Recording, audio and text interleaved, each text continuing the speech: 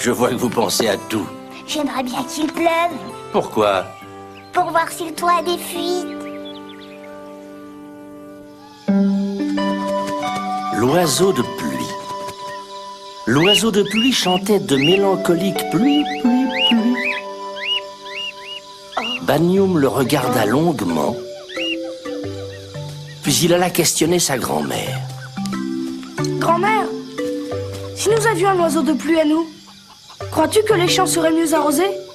Bien sûr, car l'oiseau ne chanterait que pour nous. Les récoltes seraient abondantes. Banyoum voulait en savoir davantage. Il alla trouver son père. Si nous avions un oiseau de pluie dans notre maison, crois-tu que nos champs seraient arrosés quand nous le voudrions? Non, je ne le pense pas. Les vieux racontent beaucoup de légendes. Qui faut-il croire?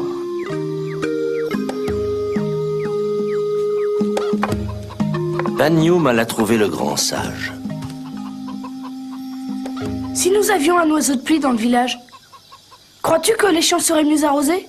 Sans doute, car cet oiseau sent quand la pluie va tomber. Il sait aussi quand elle doit s'arrêter. L'eau ferait pousser les plantes et la rivière ne serait jamais à sec. Et il n'y aurait plus de famine. Mais qui peut posséder un oiseau de pluie? Banyoum en savait suffisamment. Très bien. J'irai chercher un oiseau de pluie. Et il se mit en route. Au revoir, Banyoum. Où vas-tu, Banyoum? Où vas-tu? Je vais à la recherche d'un oiseau de pluie. Je n'aime guère cet oiseau qui se mêle toujours de chasser le soleil. Je saurais très bien imiter son cri. Et Banyoum poursuivit son chemin en compagnie du perroquet. Bonjour. Où allez-vous ainsi dans la brousse? Nous cherchons un oiseau de pluie. Je peux vous être utile. Je sais fabriquer des pièges pour attraper les oiseaux. Tu ferais ça? S'il y a un bon tour à jouer, je suis toujours prêt. Ils arrivèrent au pied d'un baobab. Voilà le lieu idéal pour un piège. Caché dans les branches de l'arbre, le perroquet se mit à chanter de joyeux pluie, pluie, pluie. Il fallait attendre qu'un oiseau de pluie se décidât à venir.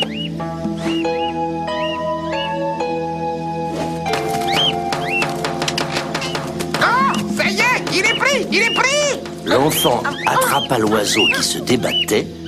Il le mit dans son sac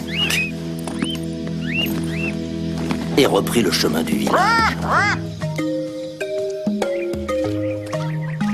Il construisit une belle cage à l'oiseau et l'enferma. Tout le village vint l'admirer et lui demander d'appeler la pluie.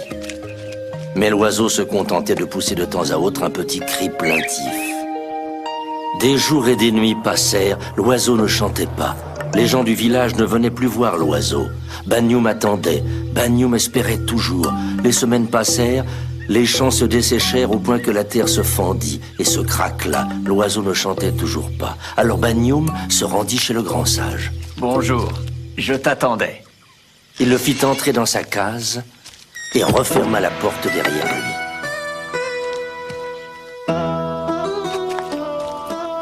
Avant la tombée de la nuit, il revint. Pourquoi es-tu en larmes, Banyoum? Parce que j'avais peur là-dedans. Pourquoi as-tu pleuré au lieu de chanter? A-t-on envie de chanter quand on est enfermé? C'est bon, Banyoum. Maintenant, rentre chez toi et occupe-toi de ton oiseau. Banyoum rentra chez lui, déposa la cage et en sortit délicatement l'oiseau. Oiseau, mon cher oiseau. Va, va. L'oiseau regarda l'enfant, secoua ses ailes, puis il s'élança avec de joyeux pluie, pluie, pluie. Il ne fut bientôt plus qu'un petit point bleu, très haut dans le ciel. Youpi! Et sur le village de Banyoum, une pluie chaude et bienfaisante se mit à tomber.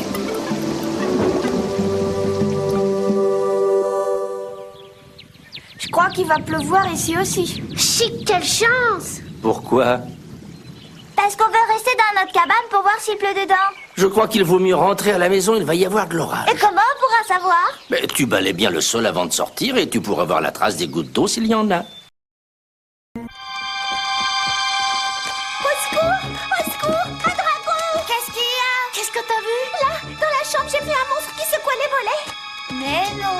Tu es sûr que tu as vu les rideaux qui bougent? C'est un dragon, j'en suis sûre.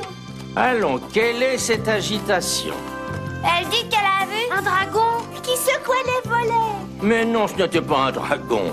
C'est moi qui ai fait le tour de la maison pour voir si les volets tenaient bien.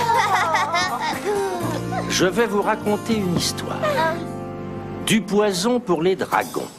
Ce soir, il y a des invités qui vont rester à dormir. Ils ont une petite fille qui s'appelle Sarah. Je suis sûre qu'elle est idiote.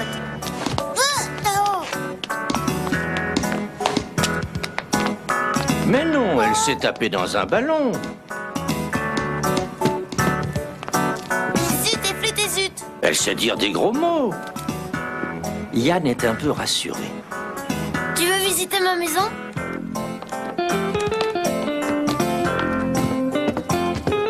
Une, deux, trois, quatre. Combien y a-t-il de marches chez toi? Je ne sais pas, Sarah. Et tous ces boutons de porte? On va les compter aussi. Et ça, qu'est-ce que c'est?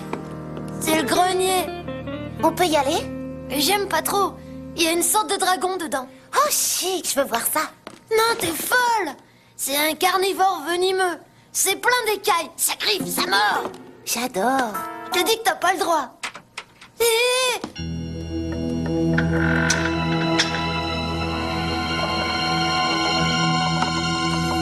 Yann se réfugie au fond du couloir. Alors? Alors, c'est effectivement un dragon. Vous ne devriez pas garder ça dans une maison. Je sais bien, mais que faut-il faire? Oh, t'en fais pas. Cette nuit, nous nous occuperons de lui.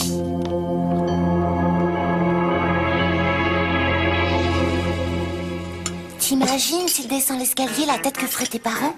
Tu crois qu'il nous mangerait? Je sais pas. J'aime pas tourner le dos à l'escalier. S'il arrive, j'aurai pas le temps de me cacher.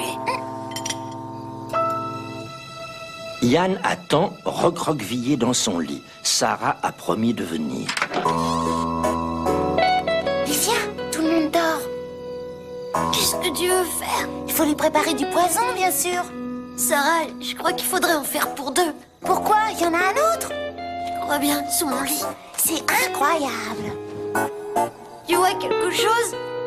Attends, je vais ramper plus loin. Alors? T'avais raison. C'est une petite dragonne. Elle est assez mignonne.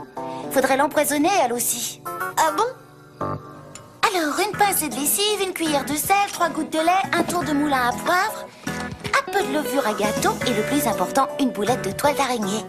Mélange-le bien. Tu verras. Dragon ne font que tremper la langue. Et c'est suffisant. Oh. Le lendemain, il ne reste plus que la poussière blanche. Ça les fait fondre entièrement.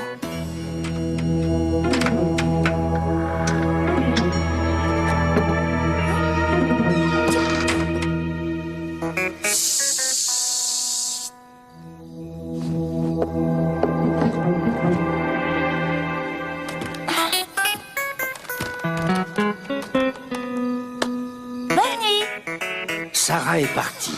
Yann n'ose plus bouger. Ah, c'est dur de dormir quand on a une dragonne sous son lit qui va sans doute s'empoisonner.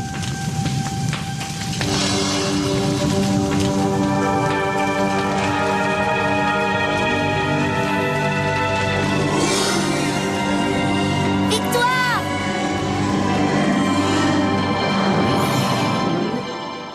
Le dragon n'est plus qu'un tas de poussière. Et celui-là?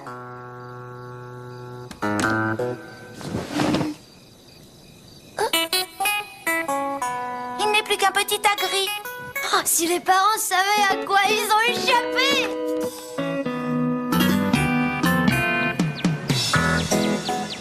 Mais déjà, Sarah s'en va avec ses parents.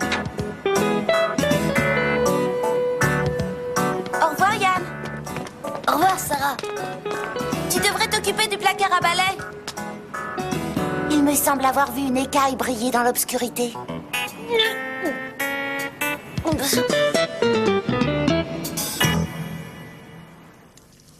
je ne suis pas rassurée par cette histoire de placard à balai. C'est vrai, nous aussi on a un placard à balai dans lequel il fait noir tout le temps. Alors, je vais vous raconter une histoire. Encore une histoire de dragon? Un dragon plus bête que méchant. Quelle histoire! Bien fait pour eux. Un dragon vivait dans la forêt. C'était un très beau dragon bleu à pois jaunes. Cactus, vilain cactus, dis-moi qui est le plus méchant. Mais bien évidemment, c'est toi. Et le dragon était très content. Il prenait son cahier de méchanceté. Voyons. Détruire 20 nids de chardonneret. Brûler la cabane du jardinier.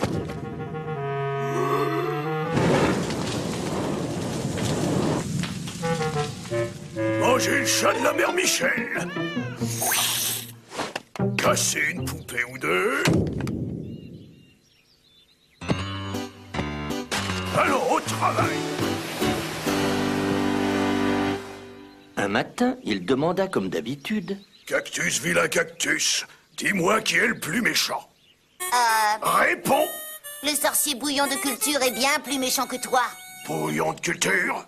Je croyais qu'il était en prison. Il y était. Mais il terrorisait tellement ses gardiens qu'ils ont préféré le libérer. Comment se fait-il que Bouillon de culture soit plus méchant que moi? Garde la maison, je vais lui dire 2 mots. Le sorcier bouillon de culture était très occupé à épouiller son balai. Mon cactus a dit que tu étais plus méchant que moi. Parfaitement. Prouve-le. Voyons. Hier, qu'as-tu fait de mal? Chez le boulanger, j'ai mangé 20 paquets de bonbons. Sous son nez. Ce n'est pas de la méchanceté, c'est de la gourmandise. Puis j'ai dit 72 gros mots. Ce n'est pas de la méchanceté, c'est de la grossièreté. J'ai dégonflé les pneus d'un car de police et j'ai mis du poil à gratter dans le dos de l'épicier. Ce n'est pas de la méchanceté, c'est de la taquinerie. À ton tour de me raconter tes mauvaises actions, on verra bien qui est le plus méchant. Eh bien, hier, j'ai transformé le pharmacien en comprimé d'aspirine. Et la pâtissière en éclair au chocolat. Puis j'ai semé des pots de bananes sur tous les trottoirs.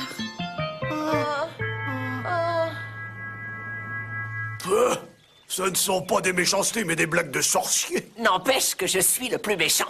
C'est ton cactus qui l'a dit. Mon cactus peut se tromper. Un cactus ne se trompe jamais. C'est moi le plus méchant. Non, c'est moi. Oh, on va pas se disputer toute la journée. Allons voir le maire de la ville. Lui nous départagera. D'accord.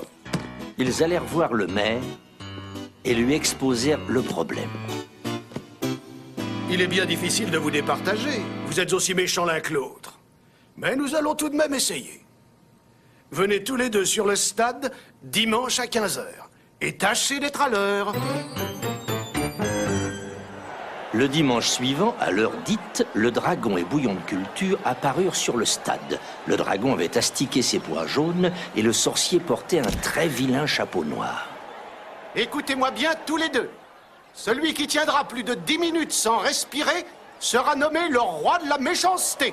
Le dragon et bouillon de culture trouvèrent l'épreuve complètement idiote, mais ils étaient prêts à faire n'importe quoi pour décrocher le titre. Respirez. Bloquez. Ils devinrent très vite roses, puis rouges, puis violets, puis noirs. Du dragon, il ne resta que ses pois jaunes, disséminés dans l'herbe du stade. Du sorcier, on ne retrouva que son vilain chapeau noir. Ça, c'est bien fait pour eux. Ils m'avaient cassé ma poupée. Le seul à les regretter fut le cactus. Malgré les soins attentionnés de la fleuriste qui le recueillit, on ne l'entendit plus jamais dire un seul mot.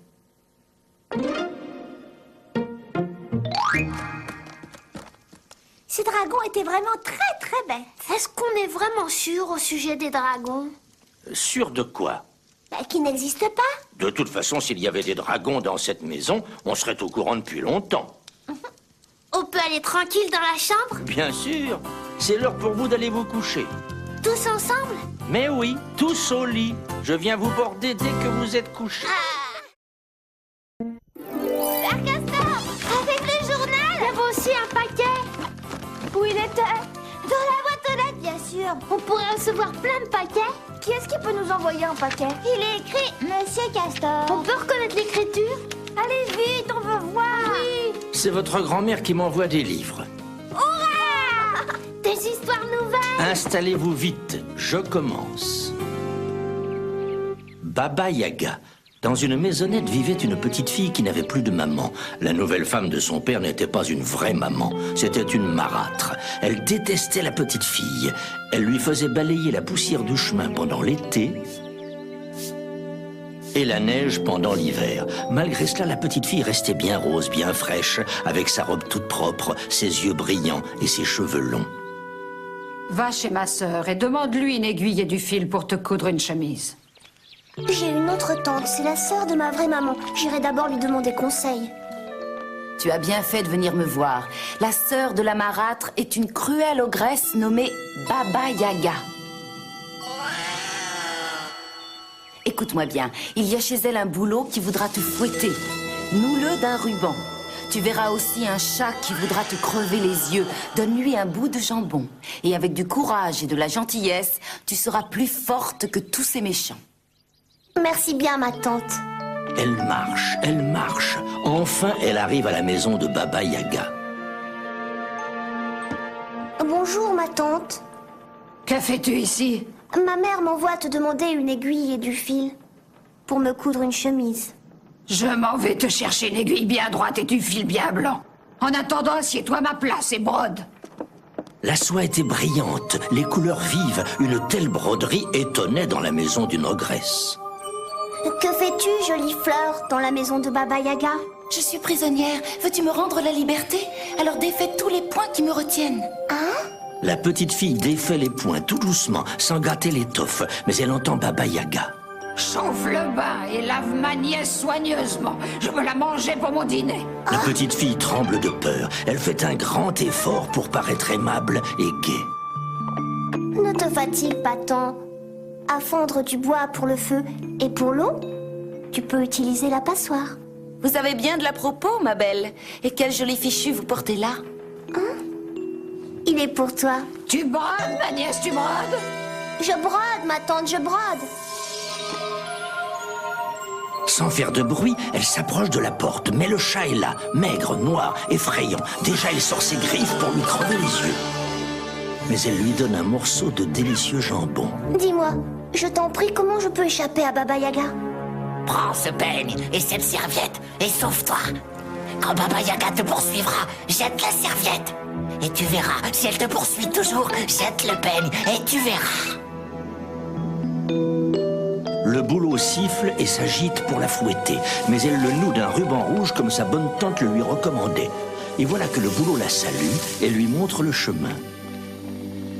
Le chat s'était mis à broder. Tu brodes, ma nièce, tu brodes? Je brode, ma tante, je brode. Baba Yaga se précipite dans la maison. Plus de petites filles, plus de fleurs sur le métier. Traître, pourquoi ne l'as-tu pas crevé les yeux? Voilà longtemps que je suis à ton service. Tu ne m'as jamais donné le plus petit os à ronger, tandis qu'elle, elle m'a donné du jambon. Baba Yaga s'en prit au boulot. Voilà longtemps que je suis à ton service et tu ne m'as jamais paré d'un fil. Tandis qu'elle, elle m'a paré d'un joli ruban de soie. Et moi? Je n'ai jamais rien reçu de toi, même pas une loque. Tandis qu'elle m'a fait cadeau d'un joli fichu rouge. Tu ne perds rien pour attendre. Je vais rattraper la petite fille et je la dévorerai malgré tout. Noir de colère, Baba Yaga s'élance à la poursuite de la petite fille. Vite, la serviette. Et voilà que la serviette se change en une large rivière. Mais Baba Yaga fait venir 3 grands bœufs qui boivent toute l'eau de la rivière. Vite, le peigne. Et voilà que le peigne se change en une forêt touffue. Baba Yaga essaie d'y entrer, impossible. Elle veut abattre les sapins, mais elle se brise toutes les dents, si bien qu'elle ne peut plus manger de petits-enfants. Je suis sauvée.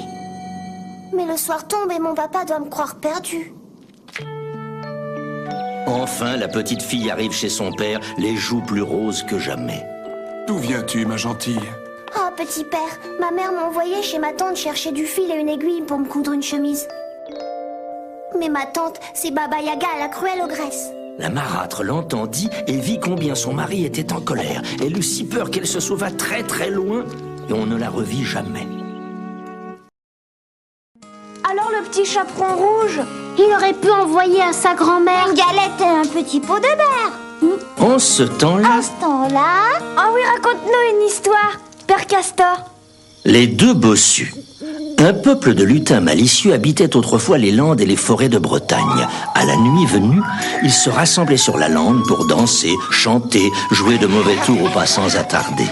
François, le tisserand, était toujours en route, travaillant tantôt chez l'un, tantôt chez l'autre, bien accueilli partout, apprécié pour son travail et sa jovialité. Toute la journée, il chantait en travaillant et le soir, après souper, petits et grands se serraient autour de lui pour l'entendre raconter des histoires. Mais une chose les rendait malheureux. Il était bossu.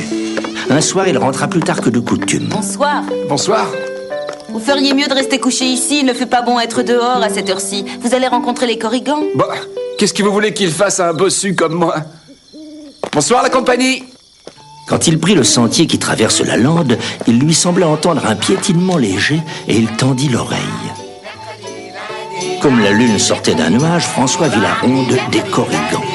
Un seul des corrigans ne dansait pas. Oui, c'est bien. Un cercle d'or brillait sur sa tête, un collier à son cou. Il abaissa tout à coup sa baguette. Viens danser, François. Viens danser et chanter avec nous. Je veux bien, mes amis. Si vous m'en croyez capable.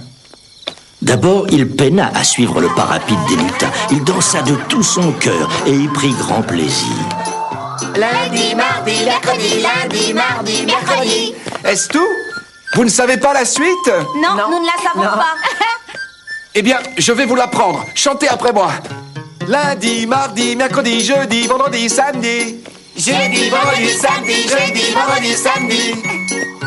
Jeudi, vendredi, samedi. Hurrah! Bravo, vive François le tisserand! Mon ami, tu ne sais pas quel service tu viens de nous rendre. Depuis 7000 ans, nous cherchons à apprendre les paroles que tu viens de nous enseigner. Grâce à toi, notre chanson est presque finie. Voulez-vous connaître la fin? Non, n'ajoute pas une parole. Car il est dit que seul un autre homme peut maintenant l'achever. Comment te récompenser? Veux-tu de l'or? Nous avons des trésors sous la terre. Je vous remercie, je n'y tiens pas, mais... S'il était en votre pouvoir de m'enlever ma bosse... Supprimer ta bosse? Tu vas voir.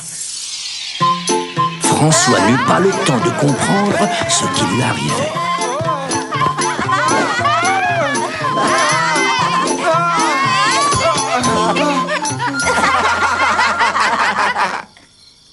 Quelques secondes plus tard, sa bosse avait roulé dans l'herbe. Le lendemain matin, il raconta son aventure à tout le voisinage ébahi. Les braves gens se réjouissaient avec lui. Or, il y avait un autre bossu. C'était Guillaume le tailleur, envieux, grincheux et de mauvaises manières. Ses yeux brillaient quand on parlait du trésor des corrigans. J'irai les trouver, moi aussi. J'ajouterai un couplet à leur chanson et je leur demanderai, comme récompense, tout ce que ce bonnet de tisserand a laissé. Lundi, mardi, mercredi, jeudi, vendredi, samedi. Viens avec nous, Guillaume. Viens chanter et danser avec nous. J'arrive. Lundi, mardi, mercredi, jeudi, vendredi, samedi. Lundi, mardi, mercredi, jeudi, vendredi, samedi. Lundi, mardi, mercredi, jeudi, vendredi, samedi. Lundi, mardi, mercredi, jeudi... Arrêtez. Si vous voulez que je complète votre chanson. Si tu le veux, Guillaume. Lundi, mardi, mercredi, jeudi, vendredi, samedi. Ajoutons le dimanche aussi et la semaine sera finie.